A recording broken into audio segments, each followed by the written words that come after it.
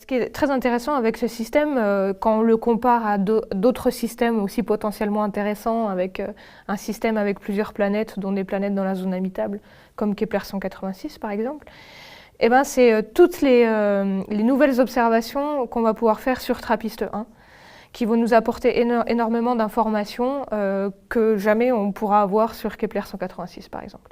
Bon, jamais on va dire dans le sens où nos moyens technologiques actuels ne sont pas assez bons pour, par exemple, avoir les masses du système de Kepler 186.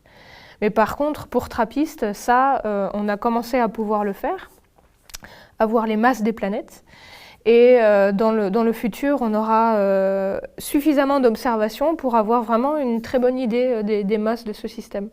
Donc ça va faire partie d'un système, finalement, qu'on va connaître le mieux dans un sens, parce qu'on aura les rayons de par la méthode d'observation qui est le transit. On aura les masses. Et ce qui est très intéressant aussi avec ce système, c'est que le James Webb Space Telescope va pouvoir sonder les atmosphères de ces planètes. Donc, pour ce système, finalement, on aura une quantité d'informations inégalée jusqu'aujourd'hui. Et en particulier, quand on regarde les connaissances sur les planètes de la zone habitable. Ça va être le premier système pour lequel on aura autant d'informations. Et aussi, ce qui est assez excitant avec cette découverte, c'est qu'elle a été faite au final peu de temps après la mise en fonctionnement de TRAPPIST, le télescope qui a permis cette découverte.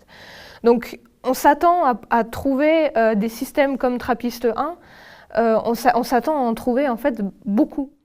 TRAPPIST-1, finalement, c'est une première étape et bientôt on aura peut-être même de la statistique sur plusieurs systèmes comme ça, avec masse rayons donnés sur l'atmosphère. Donc ça représente un pas vers l'avant très important en fait, cette découverte.